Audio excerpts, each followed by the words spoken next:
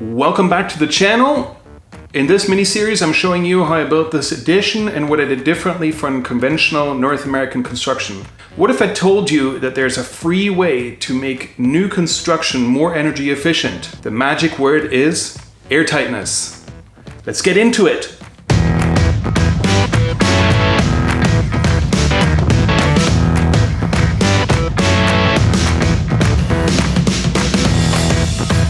Airtightness is a hot topic in North America, and rarely is it taken seriously.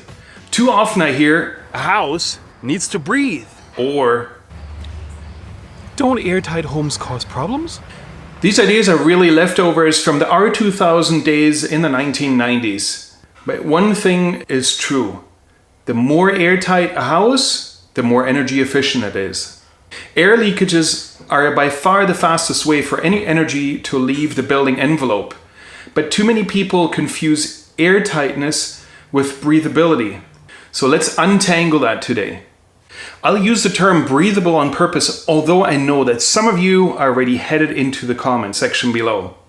Breathable is a marketing term, and what we're really talking about is vapour-open. Obviously, a wall doesn't need to breathe, a house doesn't need lungs, or the walls don't need lungs to move air in and out. So breathable really is a marketing term. But trapped moisture does need to find a way out of the wall. Let's just call it drying out. Let's use the winter jacket again as a demonstration. This material is breathable, which means that moisture and warm air can diffuse right through the jacket. But it doesn't help me at all if I leave it open in the winter, because now wind can just simply blow in. So even though the material is breathable or vapor open, moisture can diffuse through it, but I'm still not being kept warm if I don't zip it up.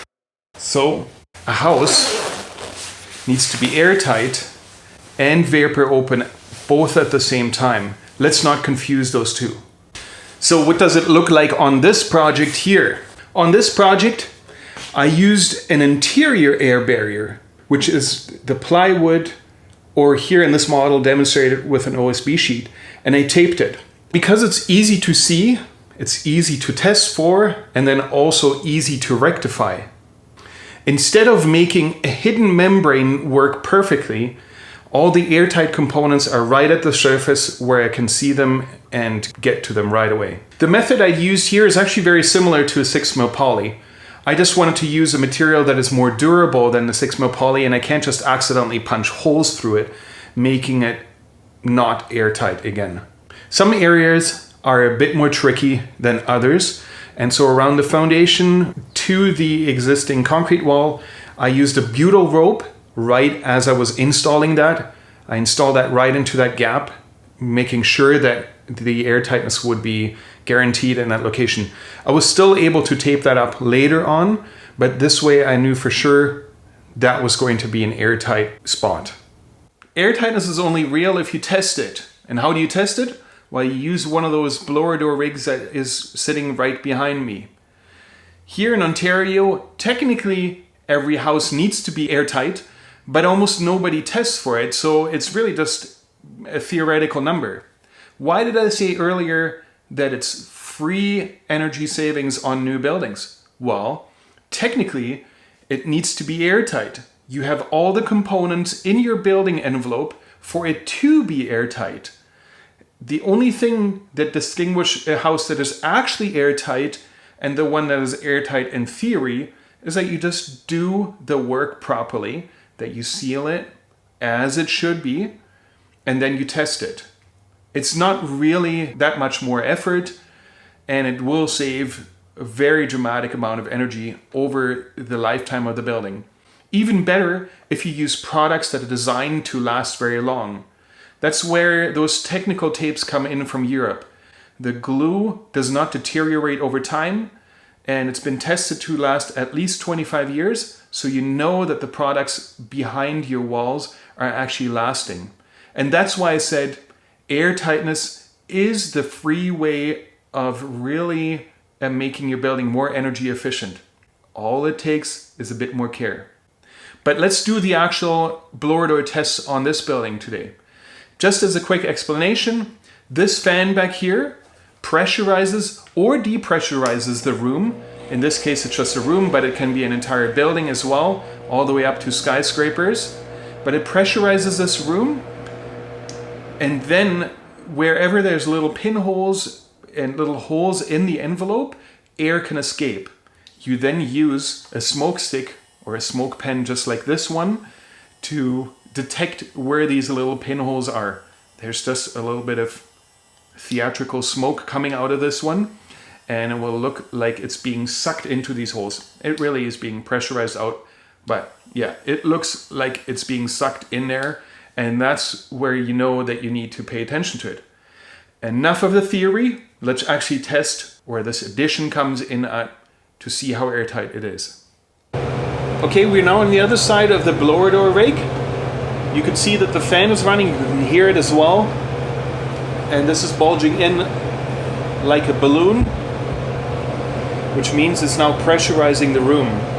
I do have a controller here that measures the pressure on the inside of the room compared to here, and we need to have a difference of 50 Pascal. Let me turn off the fan so it's a bit quieter. I already performed this test before, and I hit exactly the maximum for 0.6 air changes per hour, which I'm super happy about. I didn't know up until now what the result was going to be. Here are some shots from the actual test showing you the results on this manometer as well. All right, the test actually revealed that this addition came in at 0.6 air changes per hour. That's exactly the limit for a passive house, and I'm very happy with that. For context, many new built homes here in Ontario reach multitudes of that. Nobody actually knows, as I said earlier, but it could be easily 3 or 4 air changes per hour, meaning that there's a lot more air escaping that building, and with that also heating energy, or in the summer, warm air actually intrudes. For a good new build that is not a passive house, I usually recommend hitting 1.0 air changes per hour. And then obviously a passive house needs to come in at 0.6 air changes per hour or below. So 0.6 air changes makes me very happy. That means that this room is very airtight. As last winter showed, it was actually very easy to heat this room. And now I know that at 0.6 air changes per hour, it's a very energy efficient room. That almost wraps up this mini series. In the next episode, I'm going to go into lessons learned and the things that I would do differently. But I also want to know from you, what do you want to find out more about? I'm thinking about doing maybe a cost comparison, although that's not always the easiest thing to do. Maybe you want to see some more data or some more design differences. Yeah, just leave comments down below. I read them all and I respond to them. And they do fuel future episodes where you can actively shape it as to what I'm showing you in the future. If you don't want to miss next episode, please subscribe, hit that little notification bell, and see you in the next one.